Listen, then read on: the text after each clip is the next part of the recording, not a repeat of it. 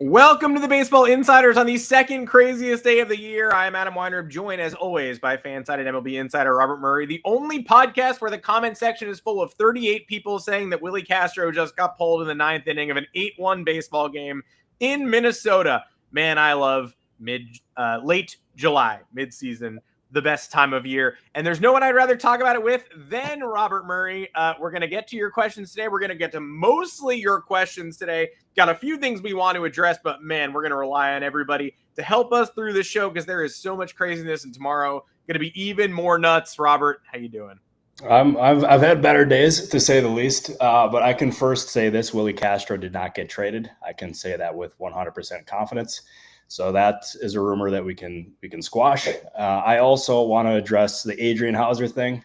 That was an extreme miscommunication with a source, and I got to wear it. That's my bad. It was not intentional. I feel really bad about it. I've been eating myself up ever since because I don't like making mistakes. I don't make mistakes, but I wanted to make sure that was not left unsaid. So White Sox fans, Yankees fans, I apologize. I'm glad it was not a big player, but your guys' trust means everything to me, and yeah, I got it wrong. So I wanted to wear that and start the show off with that. But now we move forward because we got a lot of stuff to start with here. We sure do move forward. We appreciate everybody joining us for that. Obviously, Robert still has so many irons in the fire, and the next one he breaks going to feel just as good. And there will be a next one because there's so much player movement flying like pans in a chaotic kitchen scene.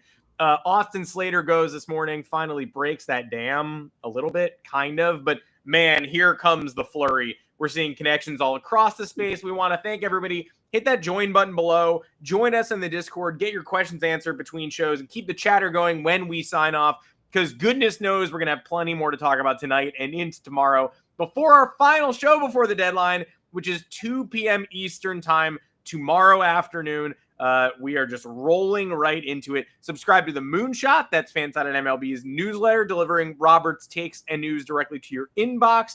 And also make sure to read fansided.com/baseball-insider for Robert's content, my weird content, plenty of great stuff from the Fansided MLB staff writers and more. You can also see Robert and I live at the National Card Show this weekend, Saturday, Sunday, 10 a.m. Central Time. We're going to be live in Chicago, wrapping up the trade deadline, speaking to great guests. Can't wait for all that.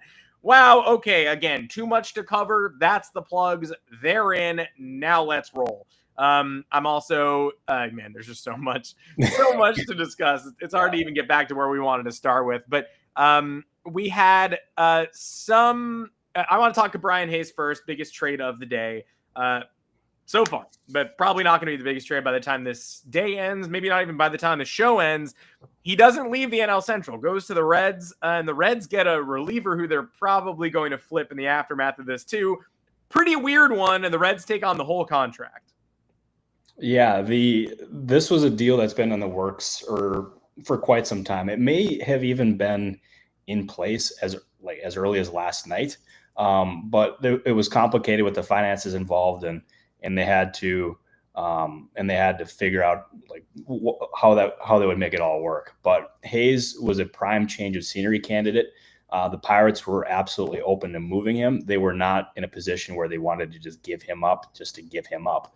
They wanted actual value in return. They felt like they got that with the infield prospect that they got in return, who was the number 9 rated prospect for the Reds.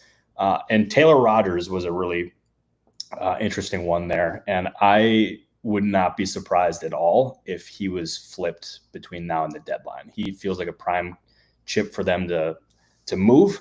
But yeah, no, that was a trade that I was not surprised by. Maybe the location was a kind of a surprise because I did not hear the Reds involved, but they were looking at Suarez. They were looking at some other players. So they got the third baseman that they wanted, and now Hayes is a Cincinnati Red. Yeah, I was confused that was the destination, especially since I sort of consider the Reds a dark horse for Eugenio Suarez. But no go. They're going to go with defense. They're going to go with plus 15 DRS this year and hope they can get Brian Hayes' launch angle back. We will see how that goes. A lot of the chatter today around relievers and around blockbusters. So I've got one of each I want to touch on before we get to a whole bunch of questions. Juan Duran fake hugged everybody, much like Willie Castro just did last night. Report was not traded, just hugging his bullpen catcher for fun. Sure. Sir Anthony Dominguez goes last night from Baltimore to Toronto. We think maybe that opens the floodgates. It does not. Just because Duran did not go last night does not mean he is off the market. Of course, hearing about the Dodgers heating up their pursuit, hearing about the Red Sox being connected, the Phillies. What can you tell us about Duran's market and what you anticipate going on with the relievers over the next 24 hours? Is he the first to go and then the dominoes follow, or is he the grand prize at the end? This is the market that I am trying to get a good read on. And as far as Duran goes, there have been around like 7 teams who have checked in within like the last 12 to 18 hours. So the Twins are continuing to work through that. I've seen the reports about like progress or that like it's starting to move. I haven't like directly confirmed that by any means, but that being said, his market is definitely active. There are plenty of teams who are interested. So I would not be surprised if something got across the finish line there, considering just pure desperation from teams looking for bullpen help. I saw the Dodgers connected. I can't say I've heard them at the forefront of talks at this point. But the Dodgers are definitely looking for a reliever at this point. David Bednar is another name that is going to get a lot of interest. He has gotten a lot of interest, and my guess is he's ultimately moved. There's plenty of teams involved, such as Philadelphia. I can see the New York teams being in. Just the Tigers have been linked there as well. So he's getting plenty of interest. The asking price, as we've said, is not that much. It is, well, I mean, in the grand scheme of things, it's a lot, but for a reliever of his caliber, especially one who's controllable, and organizations like around top 5 prospect and change is not exactly the worst thing in the world for teams when the price for Duran or the Jacks or whoever else is at least 2 top 100 prospects. So between him, there's teams that are still trying for Mason Miller, although I don't think that's the most likely thing in the world, but teams are going to continue to try. But those are the names that are getting asked about the most. And I mean, there's other names. We'll get into them here in a little bit with Cleveland. But the market has definitely picked up within the last 12 to 24 hours. Yeah, I want to focus on that for sure. I'm glad you didn't squash the Mason Miller thing, but brought it up before I could as well, because I did want to get right to what on earth is going on with Stephen Kwan and Shane Bieber, who Mark Feinstein sent earlier today. Not only are they available, but Cleveland is trying to move them, in quotes. Do they move together? You know, we've seen Kwan connected to the Dodgers, Padres, Phillies, Jays. We just saw Bieber and the Dodgers connected. You have connected the dots on Bieber and the Red Sox plenty in the last couple days. So Kwan, Bieber, separate deals, one big package. What is the likelihood that they are both on the move? That it's realistic is how I would describe it. And I don't know if I would say that they're shopping them. I think that might be a little strong, but they're definitely open to listening here. And Kwan is a player who has drawn a significant amount of interest, and rightfully so. He's one of the best outfielders in the game. He's controllable. He's just great locker room guy from everything that I've heard. There's a lot that is really kind of going on behind the scenes there. The team that makes the most sense to me remains the San Diego Padres. We know how much AJ Preller loves the big fish. He's got prospects. He's got trade history with the Cleveland Guardians. And he also has a need in the outfield as well. So all the ingredients are there for Preller to possibly do something there. I'm sure there's been plenty of conversations between the two sides, but there's going to be plenty of other teams that are going to be involved in that as well. We saw John Heyman mention the Reds. I don't know how possible that is after them getting Ke'Bryan Hayes. The Dodgers have been linked, but I don't know. I'm not so sure about that one, but we'll see. But Kwan is getting a lot of interest, and Bieber is someone who I've said quite a bit on this show, and he's the perfect under the radar kind of guy who's coming back from injury, who can really end up helping a team in the second half of the season. And his interest, the market for him is good. It's very good. And he looked good in his most recent rehab start the other day.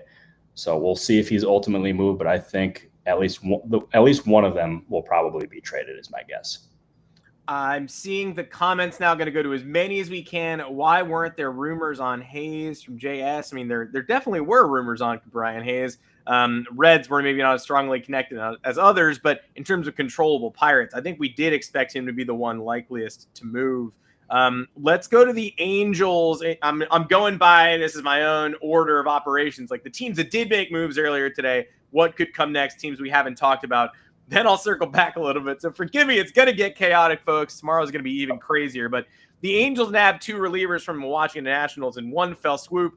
There's been some sort of, there's been a little debate on, okay, we get Andrew Chafin and Luis Garcia. Does that make us buyers? Or is that just trying to backfill lower upside options for the bullpen in case they do trade Kenley Jansen, Reed Detmers, other pieces? For me, acquiring pitchers of this caliber does not signal to me, oh, the Angels are crazy, they're misguided, they're buyers. It's just, you want to stay afloat. They're in the wild card mix. They're not waving the white flag, but this doesn't, to me, show them picking a direction or picking the wrong one. But what are your thoughts here? I got a lot of thoughts here. And the Angels, to me, they scream a team that should sell because they have, a less than 5% chance of actually advancing to the postseason. And even then, like, what are the odds they make it out of the wild card round? And it seems like they've declined the chance at retooling or rebuilding in recent years, and they've really come to regret it. And I mean, especially with the Giolito and Ronaldo Lopez year, where they acquired them, gave up their top prospects, and then 2 weeks later put them on waivers just so they could save money. So it feels like an organization that has no real clear direction from the very top. I don't know. Like, I personally wonder if if this was Perry's team, if he would be making the moves that he made today. So I'm wondering what exactly the influence is there from the Angels, but it seems like they are in position to buy. I know there's people in the organization who do not want to trade Kenley Jansen or Reed Detmers because they've been very good for both of them, both of them have been very good for the Angels this year.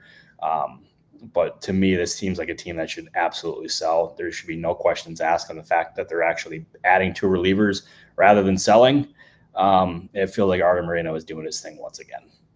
I'm going to hit you with the other team that made a move today. The 2 sides of the Yankees-White Sox trade, both teams fascinating as we head towards the deadline. The White Sox, of course, the sell-off has begun, but it has not included Luis Robert Jr. yet. Austin Slater goes to the Yankees. Like everybody predicted, the Yankees have added 3 bats and no pitchers so far. So Yankees first. When do they finally get the pitching they so desperately need, and what kind of pitching are they targeting? Yeah, they're looking for both bullpen and starting pitchers at this point with the Yankees, and they're continuing to scour the market looking for different arms, and Bednar makes a lot of sense there with the Yankees. To me, I don't know if we've talked about it before, but I don't know if this is the team that you necessarily go all in for because there's so many holes, and just overall, I don't know how good this Yankees team is.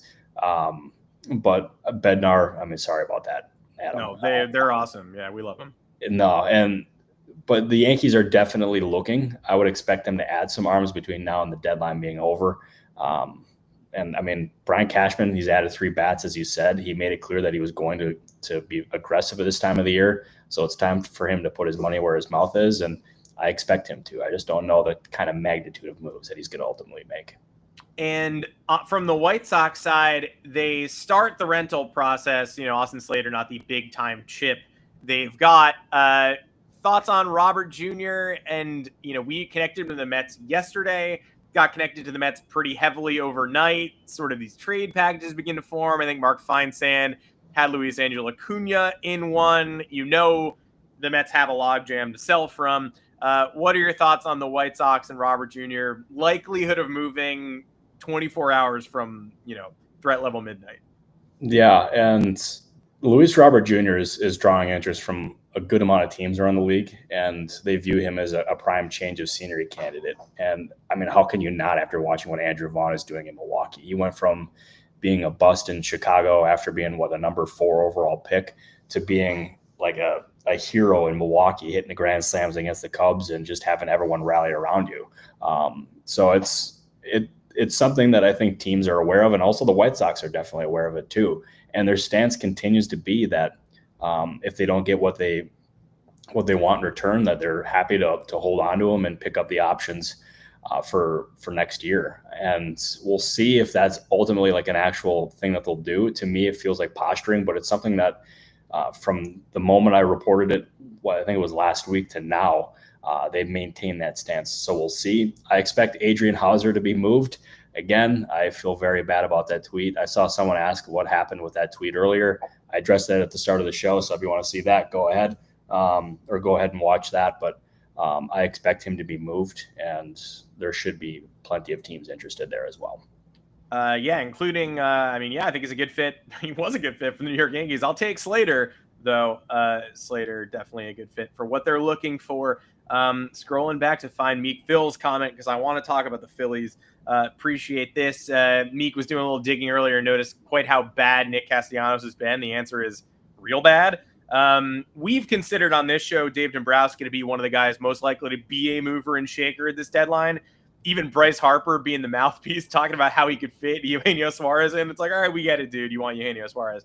But still nothing from Philadelphia, 28 hours out. Although, to be fair, nothing from anybody really until a couple hours ago. But thoughts on the Phillies' pursuits and how creative they could get? Yeah, I'm wondering, Meek, and it's a good question by you, but at this point, what team is going to want Castellanos for his salary and his lack of production and try to give up something meaningful in return? So I can understand the vision there for sure, but my guess is the Phillies go out and get bullpen help, whether it's one or two arms, and they end up adding an outfielder of some sort. And they've been looking at the very top of the aisle in terms of bullpen help. I mean, I think Ken Rosenthal linked them to Mason Miller earlier. I can say that they've had interest in David Bednar, and they like him quite a bit. There's others that they've been linked to. I think it was John Heyman linked them to the guys in Minnesota. So I mean, they're looking almost everywhere, and I expect them to get at least one of the top arms. Who it is remains to be seen, but Luis Robert Jr. could make some sense there, and we'll see what ends up happening with Brandon Marsh after that.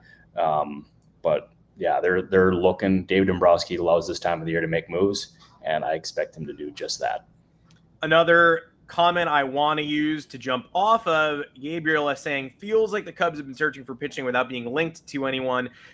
Sandy Alcantara on a bit of a heater, and still the name who's maybe generating the most interest from the mound heading into the deadline, but no one knows where he goes or what's going on.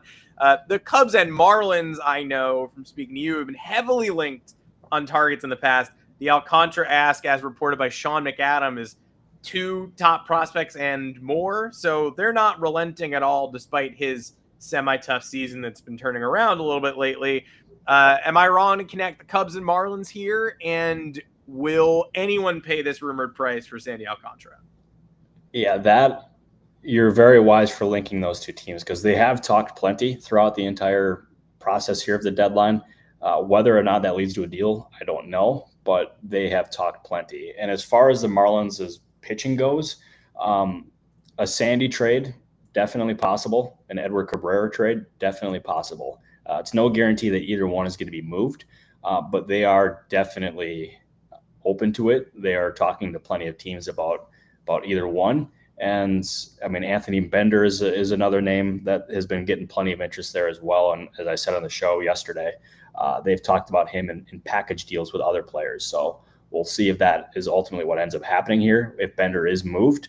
I want to make sure I get this one right. Dane Myers is also another name that has been discussed by the Marlins. So that is another name to keep an eye on there in Miami, but they are having plenty of conversations. I don't know of anything close quite yet, though. And Robert, watch out. Hector Gomez just made a tweet contradicting your Dodgers opinion, so you might want to lay low for a while. Yeah. Also, speaking, thank you for this, Adam. Hector put out a tweet the other day about more Guardians pitchers or players being investigated for betting, whether it was Emmanuel Clase or after him and Luis Ortiz. But he said that there was other players being investigated besides those two.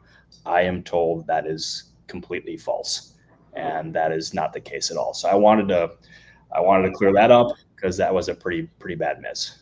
Well, so here comes maybe another Hector tweet. We'll see, but a good opportunity for that, of course. Got a super chat, and I appreciate it because obviously a lot of Red Sox fans in the comments, and I know that because they're just giving me score updates on the Red Sox beating up on a position player in Minnesota. Can always count on Red Sox fans to do that. Love you guys. Hate you guys. Love you guys, though. But George here bringing up all of the targets in one super chat that have been mentioned. Yandy Diaz, the connection is so strong that I kind of can't believe he hasn't been moved yet. I thought he might get traded with 2 outs in the 9th last night in the Bronx up as the tying run, but no, unfortunately, he did take that AB. But Yandy feels like the most realistic Red Sox fit. But yeah, Zach Gallen, Merrill Kelly, and a Rob Bradford tweet got linked this morning. Sandy Alcantara and the Sean McAdam piece where he talked about the cost. Duran, of course, we mentioned a little bit earlier. Any thoughts on how aggressive the Sox get? Because this all feels like it's coming on the heels of a report. I think it was McAdam and Chris Cotillo that basically said they don't think they have to be that aggressive. They're fine with a Charlie Morton or an innings eater. And then all of a sudden they're linked to all these names at the top of the market. No, they've been linked to a lot of different names, and I would credit this to Craig Breslow doing his due diligence. Like Yandy Diaz is a tremendous fit, and if the Rays actually entertain moving him, which I think they're listening, which what good teams do, the Red Sox should be all over that because he is a perfect fit for Boston. And he's meant for Fenway, and I haven't heard them directly linked to those pitchers. I mean, I don't know if that's not saying that the reports are false by any means. It's just not something that I've directly heard. But they're looking in a lot of different places. I can confidently say that much. Whether it's a Shane Bieber or a Charlie Morton, I think those guys would make plenty of sense too. But they're not going to get stupid. I don't think they're not going to be in a position where they sell the farm to try to win this year. They're going to have this year and also long term going forward. So, I don't expect any overpaying by any means here from the Red Sox, but they are definitely one of the more, I don't want to say aggressive, but they're definitely evaluating the market pretty extensively here. As I have Cooper chasing his tail behind me, so I don't know if you can hear that, but he is doing that as we speak. Yeah, Biscuit not handling the deadline well. I was told yesterday he ate a piece of a chicken nugget, and I watched him eat a chunk of a bagel. So, Biscuit, be a better boy. We got a lot of work to do, okay, buddy? But appreciate you as always. Appreciate the question and the super chat. The Blue Jays probably the most screamed about team in these comments that isn't the Red Sox. So gotta go here. Latest thoughts on what Toronto could be up to. And from what I've heard, deadly serious about the relief market. Sir Anthony Dominguez not nearly enough. They plan on going pretty hard, doubling, maybe even tripling down there. Yeah, no, for sure. And they're looking very hard at bullpen help. And Dominguez was a nice ad for them yesterday. And it was funny watching him go from one clubhouse to the other and then giving the guys flack as he was walking by the bullpen in the middle of the game. But they're not stopping there. And they've talked to a lot of different teams about their relievers. I know one that they've been on is Ryan Helsley. They like him quite a bit. And they've talked. I don't know if he's going to be the guy that they ultimately get. But that being said, they remain active, and I would be really surprised if they don't end up getting one. Nope, nothing there. Okay, I thought maybe we could be cooking, but no, they're definitely looking for bullpen, and I feel very confident in saying that. Yeah, we're always cooking, even if we're not directly cooking. We're gonna get some business by end of day. You never know; we might even get something broken on the stream. I'm gonna combine two thoughts, double Astros thoughts, because Jim Bowden today went as far as saying Dylan Cease to the Astros will probably happen, I think was the quote, which makes you go, what? In the middle of the day, in the middle of a Wednesday. We also have heard, we sort of all woke up this morning to a tidal wave of all of a sudden, hey, maybe Carlos Correa reunion, even though the financials make no sense and the long-term fit makes no sense and all of it makes, and the no trade clause portion makes no sense. Correa doesn't play today. He's lightheaded as the Twins run out just a murderer's row against the Red Sox in a day game, and you guys can hear me rolling my eyes out of the back of my head. Cody Clemens may be the best pitcher the Red Sox faced today. But thoughts on the Astros, the Cease pursuit, is that something akin to a done deal? And then clarifier, what on earth is this Carlos Correa stuff? But first, I want to clarify a different message from MLB Deadline News. The slander of my TVs will not be tolerated. It's 5 TVs, not 3. But no, I have them so I can watch as many games as possible, whether it's baseball or whether it's football. This is the place to be. during sports games for sure. But going back to the other, what was the question again? I forgot. The cease Oh, will yeah. probably happen stuff, and then whatever's going on with Correa. Yeah, with Correa, like the Astros talked to the Twins about Correa, but nothing is close. I'd probably put that in the unlikely category, just considering how difficult it is to move a salary of that magnitude at this time of the year. But it makes sense. Like, he has plenty of ties to the Houston organization, and they obviously have a need for a player of that caliber. So I get it, but I'm not getting my hopes up for it happening now. It is definitely bold to say that something will probably happen at this time of the year. Yeah, the Astros, like, as Chandler Roman and Kenton Rosenthal of The Athletic reported, they really like Dylan Cease, and he's one of their top targets. But the Padres have made it very clear, whether it's Cease or whether it's Robert Suarez, like, in a potential deal, they would have to get players that would help them win now. And what exactly they could get in return for Cease from Houston remains to be seen. That would actually help them out for this season. I mean, maybe it could be – this is speculation. I want to make sure I say that. But maybe if that was the case, it could be a 3-team deal. I don't know. 3-team deals are very hard to pull off this time of the year. So we'll see. But the noise around Cease is definitely loud in the rumor mill. But the Padres are not going to just move him to just move him. They absolutely have to get players that can help them win immediately. Yeah, big league catcher, big league left fielder. Sounds like Trent Grisham and JC Escarra to me, but obviously I am an insane person. Yeah, you are. Confirmed. Yeah. Well, we all know that. I'm the one moderating this stream of bozos right now. So yeah, we're all crazy here. Haven't done the Cardinals yet today. Another top tier. Got a couple top tier sellers that I want to go over before we sign off that are in the comments. Cardinals first. The Pirates didn't do anything until Ke'Bryan, really, between Adam Frazier and Ke'Bryan. The Cardinals holding tight to a lot of names: Helsley, JoJo. Any thoughts on when they make their first move? Yeah, the Cardinals, they have a lot of pitchers here that are very intriguing to teams. And Ryan Helsley, I believe, if I heard correctly or saw correctly, Shai Davidi over in Toronto, who is extremely plugged in, mentioned that he heard that the Cardinals could make something happen with Helsley today. So that's perhaps something to keep an eye on here. And I trust Shai. He is one of the best in the game for sure. But they also have like Phil Maton, Steven Matz, JoJo. This is the market where teams can really, who have that bullpen depth, can take advantage of that bullpen depth and really maximize it. So they're in position to do so, and I would be pretty surprised if they did not trade multiple of those guys.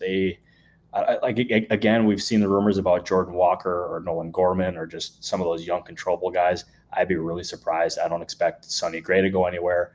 Arenado has been mentioned in trade rumors forever. I still can't see that happening. That feels like, if it's anything, more of an offseason thing. But even then, they weren't able to trade him in the offseason this past year. So what makes you think that they can move him now? But their bullpen pieces or their rental guys are definitely the names to watch here. Andrew Lee, don't take offense to bozos. It's a term. Bozos is a term of endearment, not negative. But yeah, you guys are all bozos, and so am I. Yeah. Also, one other thing too is I'm getting people aggregating my Rays listing on Yandy Diaz tweet. Or whatever I said about that. Teams listen on almost every one of their players. It's not really that newsworthy, if I'm being totally honest. It's just what good teams do and how they operate. So that's not really newsworthy to me. Yeah, really thought that he was going to move last year. Surprised he didn't go to Houston last year, and could move this summer. We don't know. Tomorrow will be the day if it does happen, it would seem. What about the O's rentals? That was the next spot I wanted to go. Dominguez and Soto both gone. Plenty more where that came from. Cedric Mullins had himself a series in this Blue Jays-Orioles matchup this week. Robbed a homer today. If that's his swan song in Baltimore, is a pretty good one. Ryan O'Hearn, we talked about on a previous show about the Brew Crew. What are your current thoughts? Mullins to the Mets and O'Hearn to the Brewers are the connections I can't really escape right now. Yeah, Mullins and the Mets is a really good connection in my eyes. I could also see Philadelphia possibly doing something like that. There's going to be other teams that would be in the mix for Cedric Mullins. The other one that just really stands out is Ryan O'Hearn, and we've connected him to the Brewers on this show. I also think the San Diego Padres might be another team that could make some sense there. And the Padres are looking for another bat. As always, they are evaluating all sorts of different names internally, whether it's a Stephen Kwan. I could see O'Hearn being a match for them. Houston could make some sense there. There's a lot of different teams that make sense for O'Hearn. I'd be stunned if he's not moved. And those are the names that I'm watching, but I could also see some others being involved there as well. But they're going to be very active over these next 27 to 26 hours for sure. We're getting close. Anything else that I haven't touched on that you want to share? Because man, we are getting into it. 4 o'clock means it's officially under 26 hours. 4:02 p.m. Eastern right now. Yeah, no, I've got nothing really cooking quite yet, but we're at the point now where I got to charge my phone because it is. Bang. Yeah, I think this is gonna be a very busy stretch. I'm expecting maybe 3 or 4 hours of sleep tonight, but again, I appreciate everyone who tuned in. I appreciate everyone who was very kind to me about the Adrian Hauser mix-up. That was something I'm pretty embarrassed about, but I'm not kidding you. I wish I could say what happened, but it was a very honest mistake, and I've gotten apologized to by a good amount. So accidents happen, but we'll move on. We'll break some other stuff, and we'll get over it. But I appreciate everyone who was patient with me. Adam, I appreciate you. Everyone in the comments, I appreciate you. Hunter, our lovely producer, appreciate you. Want to do this again tomorrow, Adam? I do. I want to do it again tomorrow. I saw a 24-hour stream recommendation earlier. It would be extremely fun. I don't think it's going to happen, but the best we can do is tomorrow afternoon, 2 o'clock Eastern time, talking you through the last stretch before the trade deadline occurs. What am I hearing? I just turned around because I thought I heard Biscuit punching at my door, and he is not tall, but he's so close to learning how to do a door handle that I'm honestly starting to get freaked out. I think he'll be in here at some point. So look forward to that. Hey, tomorrow's going to be nuts. This show's done, but join us in the Discord afterwards. And like MLB Deadline News earlier said, subscribe. We are so close to 4K. Now is the time to get it, I would say. Come back tomorrow, 2 o'clock Eastern. We'll see you then. But hit that join button below the show. Get the Discord link. Join us in either the Rumor Miller All-Star tier. Start asking your questions early. We'll get as many in on the show as we can. Tomorrow will be even wilder than today. Subscribe to the Moonshot. Read fansided.com/baseball-insiders. And Robert and I will see you in Chicago at the National this weekend, 10 a.m. Central Time on the stage, doing live podcasts, live trade deadline reaction, guests, and more. Robert Murray, thank you for doing this with me today. No, thank you very much. We're cooking, baby. I'm hoping we can break something before too long. So we'll see. But thank you, everybody, and we'll see you back here tomorrow. Take care.